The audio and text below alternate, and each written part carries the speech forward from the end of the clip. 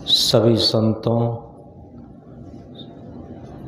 भक्तों, सज्जनों, माताओं के हृदयस्थ चेतन स्वरूप को नमन और वंदन।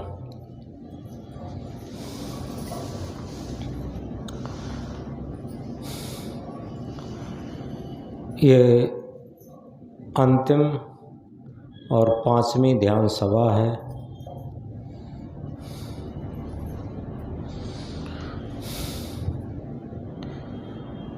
यथार्थ में जीवन में जिस चीज़ का हम अधिक महत्व मानते, आत्मा से जिसका अधिक महत्व मानते,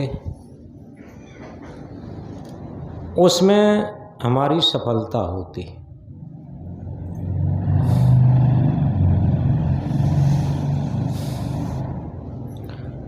एक सच्ची घटना है जहाँ पर आज मुंबई शहर बसा है। मुंबई को माया नगर भी कहते हैं, माया नगरी। ये बहुत पुरानी बात है। वहाँ एक संत भी रहते थे पहले, एकांत में माने जाने वाले संत थे और एक छोटी सी झोपड़ी में रहते थे। भिक्षा पर उनका भोजन था, भोजन के लिए भिक्षा कर ली, बस बात खत्म। चारों तरफ लोगों में ये चर्चा थी कि बहुत पहुँचे हुए संत हैं। तो एक बार 3-4 जिज्ञासु गए और उनसे पूछा कि मैंने सुना है आप स्वरूप स्थिति, आत्म स्थिति, मुक्ति, मोक्ष, कल्याण, इसके संबंध में आप अच्छे पारंगत भी हैं और आप उसके सूत्र भी देते, उसकी साधना भी देते हैं। तो उन्होंने कहा अभी पारंगत तो नहीं कहना चाहिए, लेकिन हाँ, हम केवल जिज्ञासु हैं। और मेरी जिज्ञासा ये है कि अगर हमें कोई बताए कि सच्ची ध्यान विधि के द्वारा हम आत्म स्वरूप कैसे करें, आत्म स्वरूप की स्थिति में कैसे पहुँचें और मुक्ति, मोक्ष, कल्याण की विधि क्या है, ये हमारे अंदर बहुत बड़ी जिज्ञासा है। क्योंकि जीवन का कोई ठिकाना नहीं है। तो जो जिज्ञासु गए थे उन्होंने कहा कि हम भी भटक रहे हैं, लेकिन जानते हम भी नहीं हैं। मैंने सुना है कि उत्तर प्रदेश और नेपाल की तराई में एक संत रहते हैं और बहुत योग्य हैं और वे स्वयं साधना में तपे हुए हैं और आत्मस्थिति, सत्य के साक्षात्कार की साधना भी देते हैं और इसके बाद मुक्ति, मोक्ष, कल्याण की विधि भी बताते हैं। तो वो संत उसी टाइम वहाँ से चल दिए और कई दिन पैदल चल कर के जिन संत का नाम सुना था उन संत के पास पहुँचे और पहुँच करके केवल और केवल यही पूछा कि हम ध्यान साधना के द्वारा स्वरूप स्थिति, आत्म साक्षात्कार कैसे करें और पूर्ण मोक्ष, मुक्ति, कल्याण की क्या विधि है, ये आपसे हम सीखने जानने आए हैं। तो संत ने कहा कि अभी हम लोग जहाँ पर मिले हैं तो यहाँ थोड़ी एकांत की कमी है। जहाँ हमारी कुटिया है वहाँ आप चलें, वहीं आपको शिक्षा देंगे। तो जो संत जिज्ञास थे उन्होंने कहा कि आप तो ठीक कहते हैं, लेकिन हमें ऐसा लगता है कि जीवन का किनारा है और पता नहीं अब वहाँ तक चल के जाने में कितना समय लगे जब तक वहाँ जाएंगे। इसलिए हमें आप यहीं हमारी जिज्ञासा को शांत करिए, करने की कृपा करिए। तो संत ने देखा, जिन संत से मिलने गए थे, कि वास्तव में पूर्ण लगन पूर्वक जिज्ञासा है और उनको वहीं उन्होंने बोध दिया, आत्मबोध दिया और उनकी सारी जिज्ञासाएं शांत की और साधना की स्थिति बताई, ध्यान की विधि बताई, ये सारी चीज़ें बताई।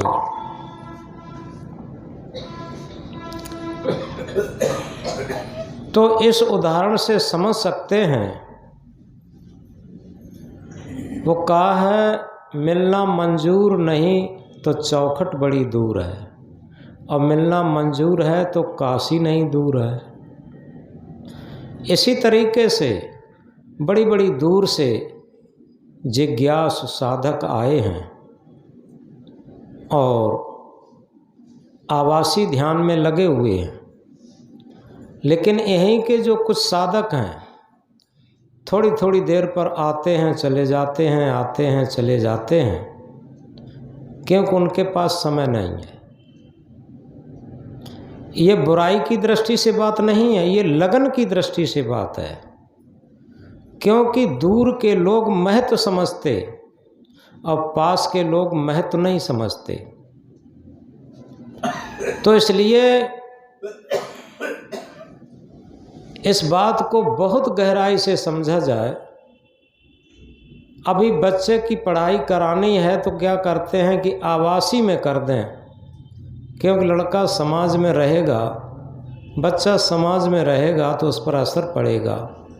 लेकिन स्वयं 2 दिन का आवासी ध्यान नहीं कर पा रहे, ये अपने मन की कमजोरी है। तो इसलिए ये बातें झकझोर की बातें हैं, जागृति की बातें हैं। हमारे अंदर जागृति आए कि अगर हम ध्यान का मूल्य समझेंगे तो वास्तव में पुराने साधकों को देखिए, ऋषि मुनियों को देखिए, जहाँ जंगल में गुरुकुल होते थे और वो पूछने के लिए गए। ये कई ऋषि मुनियों की बात है। वहाँ जिज्ञास गए, उन्होंने पूछा आत्मज्ञान संबंधी, तो उन्होंने कहा कि पहले 6 महीना गायों की सेवा करो तब बताएंगे आत्मज्ञान। अब 6 महीना गायों की सेवा कर रहे हैं और तब आत्मज्ञान संबंधी बात पूछेंगे। कितना मूल्य था। और आज क्या है, आज गेट पर गाड़ी खड़ी होगी, एक पैर गाड़ी पर होगा, एक आश्रम में होगा, और ये कहेंगे गुरुजी हमें बहुत जल्दी है और हमारे प्रश्न को बता दीजिए, हल कर दीजिए बस। तो ये सब बातें इसलिए हैं कि संसार की तरफ हम कितनी कठिनाई उठाकर भी लगन बनाए रखते हैं और आध्यात्मिक की तरफ बड़ी सरलता, बड़ी सहजता दी जाती, सब कुछ सुविधाएं दी जाती और तब भी उधर लगन नहीं आ पाती। ये हमारे मन की कमजोरी है, क्योंकि मन किसे महत्व देता। सबसे बड़ी बात यह है कि मन जब तक भजन को, ध्यान को, साधना को महत्व नहीं देगा, तब तक उधर की प्रोग्रेस नहीं होगी, उधर की उन्नत नहीं होगी। बहुत सारी ज्ञान की बातें रट लेने से आध्यात्मिक उन्नत नहीं हो सकती, ध्यान की उन्नत नहीं हो सकती, आत्मज्ञान की उन्नत नहीं हो सकती।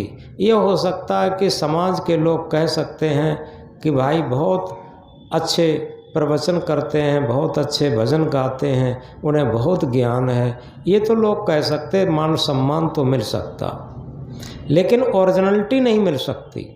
ओरिजिनलिटी तभी मिल सकती है, लोग क्या कहते हैं इस पर हम ध्यान न दें, लेकिन हमारा मन क्या कहता है। हम जीवन भर यही तो सोचते हैं लोग क्या कहते, लोगों के कहने पर हम ध्यान देते हैं, लेकिन हमारा मन क्या कहता। अगर इस बात को ध्यान देने लगे तो आज से ही ध्यान में हमारा मन उतरने लगेगा।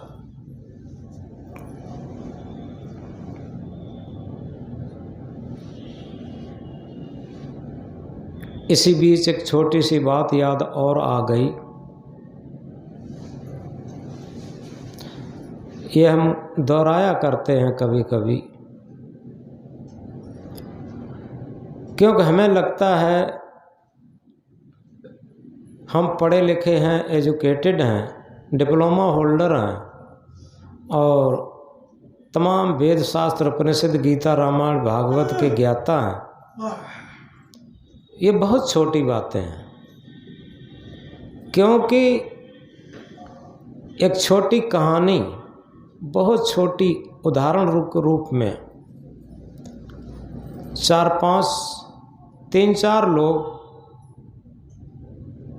बाबू लोग जा रहे थे और आगे एक नदिया पड़ती है।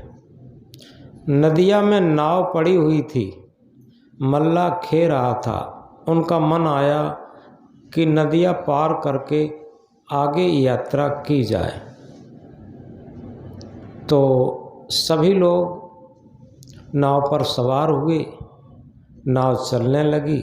नौका विहार में बड़ा आनंद मन को उन्हें आने लगा, बहुत खुश थे। एक आदमी ने पूछा मल्लाह को, नाविक को, कि भैया तुमने ज्योग्राफी पढ़ी है, भूगोल पढ़ा है? तो मल्लाह ने कहा कि नहीं भैया, हम पढ़े लिखे नहीं हैं, हम केवल नाव चलाते हैं, उसमें जो पैसा टका आ जाता है उसी से अपने छोटे परिवार की गुजर बसर कर लेते हैं। तो उन महाशय ने कहा तब तो तुम्हारा त्याई जीवन बेकार चला गया। जिस पृथ्वी पर रहते हो, भू पर रहते हो, उसका भूगोल ही नहीं पढ़े तो तुम्हारा जीवन त्याई बेकार। अब वो थोड़ा मायूस हो गया, दुखी हो गया कि ये बाबू लोग हैं, पढ़े लिखे, ठीक ही कहते होंगे। दूसरे व्यक्ति ने कहा कि भैया एक बात बताओ, तुमने विज्ञान पढ़ा है, बायोलॉजी पढ़ी है? उसने कहा हमने न विज्ञान जानते, न बायोलॉजी जानते, न जीव विज्ञान जानते, न वनस्पति विज्ञान जानते, ये कुछ नहीं जानते। तो उसने कहा कि तब तो तुम्हारा आधा जीवन बेकार चला गया। तीसरे ने कहा क्या तुम कोई शास्त्र पढ़े हो? जिस शास्त्रों के पढ़ने से,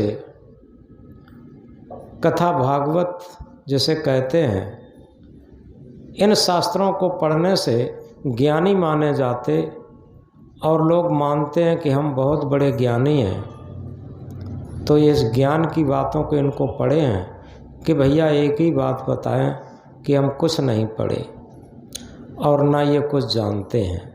तो उसने कहा तब तो तुम्हारा 3/4 जीवन सब बेकार हो गया। इस तरीके से बात चल ही रही थी। थोड़ी देर में क्या होता है कि नदी के अंदर भंवर पड़ी थी, आगे 20 नदियाँ में भंवर पड़ी थी। भंवर जानते हैं लोग, गांव देहात के ज़्यादा हैं। जब पानी ज़्यादा होता है और भंवर पड़ती है तो पानी घूमता है, और जहाँ पर घूमता है पानी तो वहाँ कोई भी चीज़ पड़ जाए उस भंवर में तो नीचे बैठ जाती।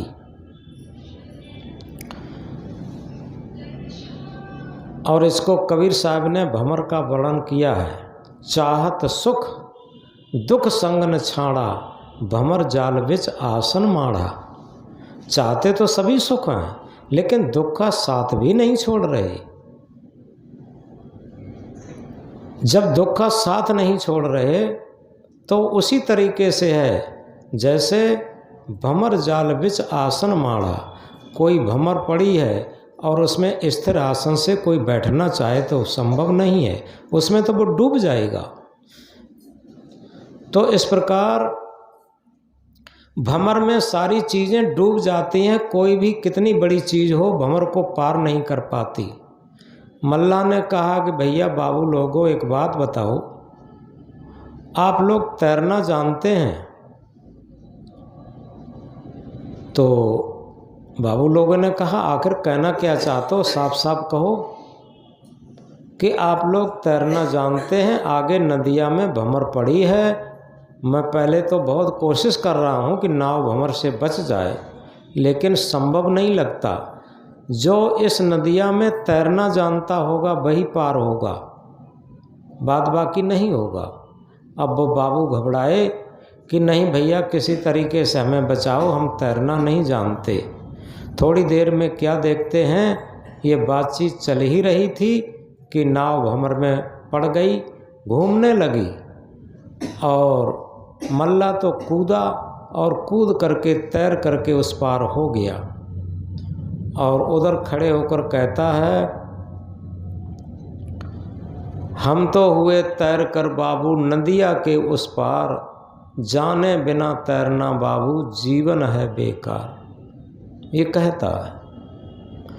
तो इस तरीके से ये उस नाविक और बाबू लोगों की घटना से हम जानकारी कर सकते हैं। कितने भी शास्त्र रटें, कितना भी ज्ञान रटें, कितने भी डिप्लोमा कमा लें, ये सब आध्यात्म क्षेत्र में 0/0 है। आध्यात्म क्षेत्र में सबसे बड़ा शास्त्र है जीवन शास्त्र। हमने क्या जीवन शास्त्र जाना है? जानो अपने आप को, खोजो अपने आप, अपने को जाने बिना मिटे नहीं संताप।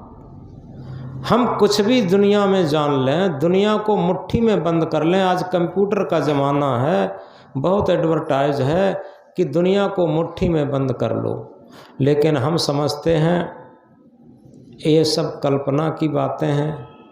हम अपने मन को भी मुट्ठी में बंद नहीं कर पा रहे। दुनिया कैसे मुट्ठी में बंद हो जाएगी? जितना दुनिया को मुट्ठी में करने का प्रयास किया गया, मन उतना ही विकृत होता चला गया, चंचल होता गया, फैलता गया। पहले लोग जब कम पढ़े लिखे थे और कम पैसा था, कम संसाधन थे, तब आदमी का मन संयमित था, बहुत संयमित था। और आज आदमी का मन सबसे ज़्यादा फैलता चला गया। जहाँ दुनिया को हम मुट्ठी में बंद करना चाहते हैं, वहीं हमारा मन बहुत विकृत हो गया है, बहुत फैल गया है। इसलिए इस महामंत्र को हम समझें, जानो अपने आप को, खोजो अपने आप, अपने को जाने बिना मिटे नहीं संताप। अगर हम जीवन में से संताप को हटाना चाहते हैं, दुख को हटाना चाहते हैं, तो एक ही सूत्र है कि हम जीवन शास्त्र को पढ़ें। और जीवन शास्त्र में केवल 2 ही चीज़ें हैं, जड़ और चेतन। जड़ ये शरीर है, चेतन सत्य आत्मा है, ड्राइविंग सत्ता है, सत्य सत्ता है। सत असत का ये गठजोड़, ये जीवन ही कहलाता है। जब सत और असत का गठजोड़ है, जड़ और चेतन का गठजोड़ है, ये जीवन कहलाता है। तो कभी विचार करके देखा, ये जड़ का तो हम बहुत ज्ञान किए, बहुत डिप्लोमा किए, बहुत शास्त्र पढ़े, क्या हम चेतन का भी विज्ञान पढ़े? क्या हम सत्य का भी विज्ञान पढ़े? क्या हम आत्म परमात्मा का भी विज्ञान पढ़े? जिस दिन हम सत्य का विज्ञान पढ़ना शुरू करेंगे उसी दिन हम समझेंगे कि वास्तव में आज हमारी जो अध्ययन कला है, पढ़ाई की कला है, जानने की कला है, वो सार्थक हो रही। तो इसलिए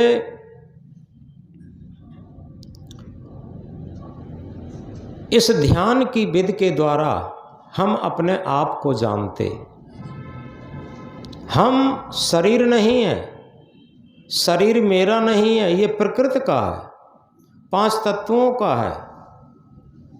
क्योंकि शिशुपन से लेकर किशोरावस्था से लेकर जवानी से लेकर बुढ़ापा, अधेड़ बुढ़ापा और मृत्यु तक आप देखें, इस शरीर की कोई भी अवस्था आपके कंट्रोल की नहीं है।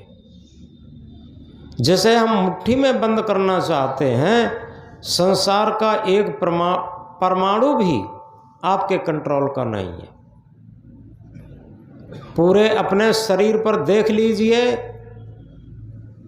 जो किशोरावस्था में खाल चमकती है, चेहरा चमकता है, वही धीरे धीरे जब बुढ़ापा आता जाता है, झुर्रियाँ पड़ती जाती हैं, खाल सिकुड़ती जाती है, हड्डियाँ दिखने लगती हैं, दांत जो खिल खिल करके हंसते थे, मोती जैसे चमकते थे, वो हिल हिल करके रक्त के आंसू रुला करके सब निकलना शुरू हो जाते हैं। तो इस तरीके से ये सारे परिवर्तन को क्या हम रोक सकते? जब रोक नहीं सकते तो मुट्ठी में कैसे बंद कर सकते? और वही नहीं, जो प्राणी पदार्थ हमें मिलते हैं पूरे जीवन में, कोई भी प्राणी पदार्थ हमारे अधिकार का नहीं है। जितना हम इस संसार में अधिकार जमाते हैं उतने ही वासनावश दुखी होते हैं। केवल और केवल आध्यात्म का और जीवन जीने की सच्ची कला और सच्चा सूत्र है, केवल हम कर्तव्यनिष्ठ हों बस।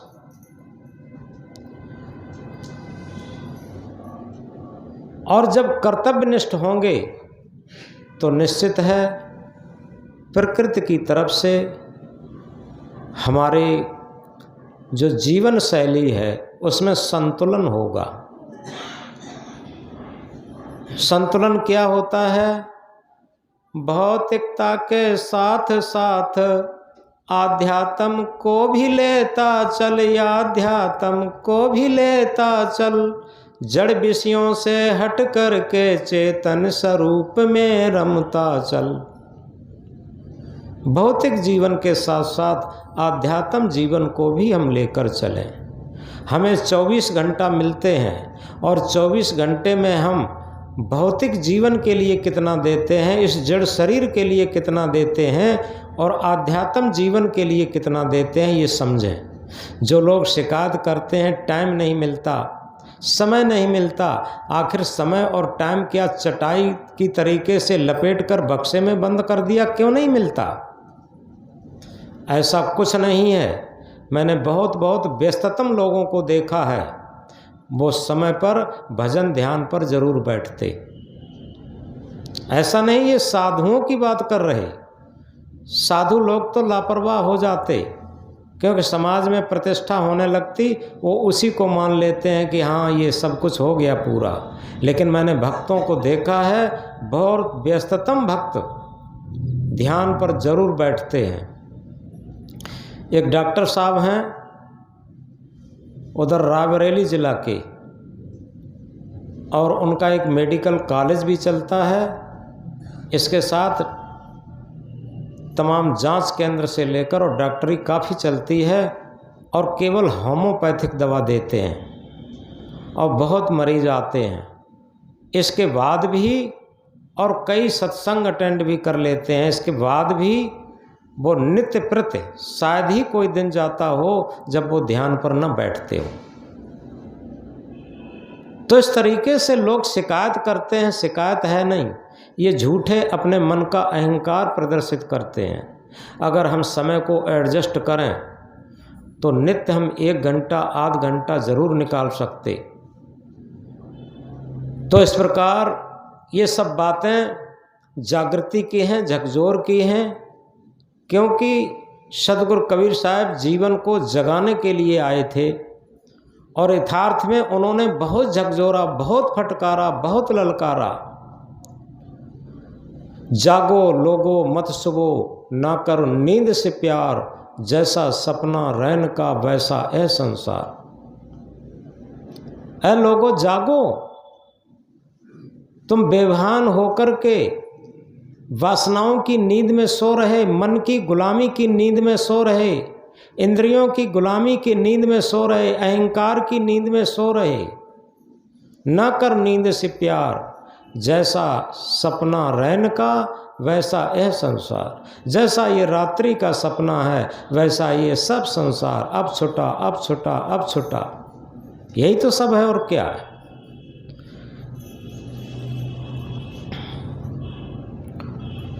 तो इस तरीके से जितने हमारे अंदर जागृति आती जाती है उतना ही हमें ध्यान का महत्व, भजन का महत्व, आध्यात्म का महत्व, आत्म परमात्मा का महत्व बढ़ता जाता है। और जितना हम मन की गुलामी में व्यस्त हैं महत्व आएगा ही नहीं। और एक बात समझ लें, आवश्यक काम समय निकाल कर किया जाता और अनावश्यक काम समय मिलने पर किया जाता। अब हम अपनी योग्यता से, योग्यता के थर्मामीटर से नापें कि हमने कौन कौन से काम आवश्यक माने। क्या ये टट्टी पेशाब का कारखाना चलाने का काम यही सबसे बड़ा ज़रूरी है? ये बाल बच्चे तो पशु पक्षी भी बना लेते हैं, बहुत बड़ी बात नहीं है। टट्टी पेशाब का कारखाना से लेकर बाल बच्चों से लेकर ये क्या पशु पक्षी नहीं कर लेते, ये सब कुछ कर लेते।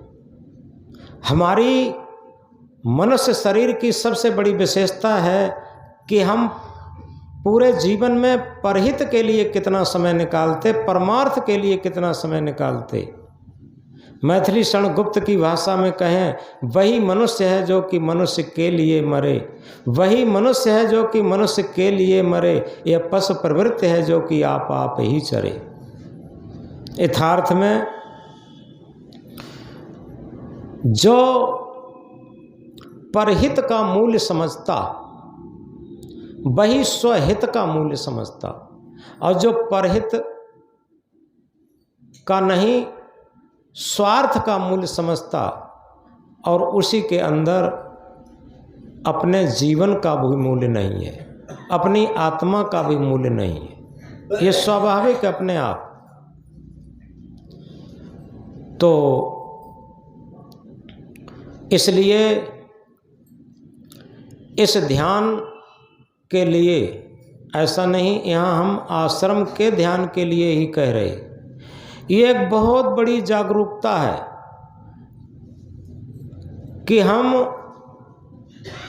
अगर जागरूक हो गए तो निश्चित है आज ही और इसी क्षण हमारे मन की स्थिति के पार आत्मा का तल जागृत हो जाएगा, सत्यता का तल जागृत हो जाएगा और हमें लगने लगेगा कि हम भूल में थे। क्योंकि भूल में तभी लगते हैं जब हम जागृत होते हैं, और जागृत ही नहीं होते हैं। तब जानो सोवत से जागे, विषय वासना मन से त्यागे। अब हम अपने मन की स्थिति को देखें, वासनाओं में और प्रपंचों में, छल फरेबों में हमारा कितना जीवन चला जाता, सब जीवन चला जाता, बातों बातों में जीवन चला जाता, बात करते करते ही समय नष्ट हो जाता। लेकिन भजन के लिए, ध्यान के लिए, साधना के लिए, अपनी गलतियों को देखने के लिए, अपने मन को हृदय के तराजू पर तौलने के लिए हमारे पास समय कहाँ है? ये क्या है? ये बेईमानी है, ये दिखावा है, छलावा है। किसके साथ? अपने साथ। जब हम अपने साथ ही छलावा करते हैं तो दूसरे के साथ छलावा क्यों नहीं करेंगे? और जो अपने साथ छलावा नहीं करेगा, निश्चित है वो न माता पिता के साथ छल करेगा, न संत गुरु के साथ छल करेगा, और न वो अपनी आत्मा के साथ छल करेगा। वही साधना का सच्चा पथ है। इस बात को गहराई से समझ लें। अगर ये साधना का पथ आ गया तो गृहस्थी में भी साधना उतर सकती है, ध्यान उतर सकता है और आत्मा के तल का जीवन उतर सकता है। ऐसा कुछ नहीं। और महत्व न दिया तो हम ड्रेस पर ड्रेस लाद लें, तब भी कुछ होने वाला नहीं। तो इसलिए सूत्रबद्ध बात को कहने के लिए ये बातें कहीं, जिससे कि हमारा मन इसी क्षण आत्म तल की तरफ लगनशील हो जाए। जो समय मिला है वो सदुपयोग में जाए। अन्यथा जब हम ध्यान पर बैठते हैं तो लोगों का मन कुलबुलाता है कि पता नहीं कितनी देर में छुट्टी होगी। कुलबुलाता है। जब मन में लगन होगी तो ये जो समय है 1 घंटे का, आध घंटे का, वो पता नहीं लगेगा कहाँ चला गया। बातों बातों में समय नहीं पता लगता, पूरा दिन बातों में खो जाता। और इसी तरीके से ध्यान में भी, भजन में भी, अपने मन के निरीक्षण में भी, अपनी गलतियों को देखने में भी अगर हमें आनंद आने लगे, मस्ती आने लगे, हमारी जिज्ञासा बढ़ती जाए, तो निश्चित है हमारे अंदर ध्यान उतरने लगा। आए, क्योंकि ये अंतिम ध्यान सभा है और इसके लिए हमें ये जो सूत्र चल रहा है, तीसरा सूत्र चल रहा है, इस सूत्र को अगर हम फाउंडेशन बना लें तो आगे के जो 4 सूत्र शेष और हैं वो सूक्ष्म जरूर हैं, लेकिन वो बहुत जल्दी समझ में आएंगे और सहज समझ में आ जाएंगे। इसलिए इस सूत्र का हम बहुत अभ्यास करें अच्छी तरीके से। अब हम सभी लोग अभ्यास के लिए उतरेंगे।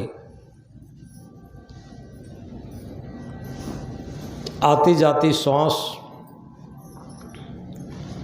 देख रहे हैं।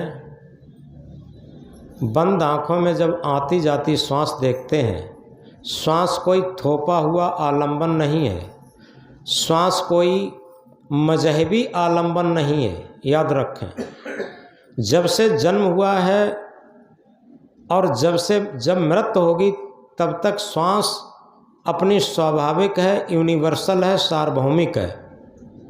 ऐसा नहीं है ये किसी मत पंथ पोथी की हो। ये श्वास सबकी अपनी जीवन की है। इसलिए जो सत्य होता है वो सबका होता, आग हवा पानी की तरीके से, और उसी चीज़ को बताया जाता। आप किसी मजहब को हों, कोई अंतर नहीं पड़ता। मजहब बहुत छोटी चीज़ है, धर्म बहुत बड़ी चीज़ है। इसलिए ये धर्म की बातें हैं, ये भक्ति की बातें हैं, ये ध्यान की बातें हैं, ये मजहब की बातें नहीं हैं। तो आए, इसी तत्परता पूर्वक, इसी लगन पूर्वक, इसी जागरूकता पूर्वक हम ध्यान में उतरेंगे और अच्छा अभ्यास करेंगे। बहुत एकाग्रता से, बहुत लगन पूर्वक आती जाती श्वास देखें। श्वास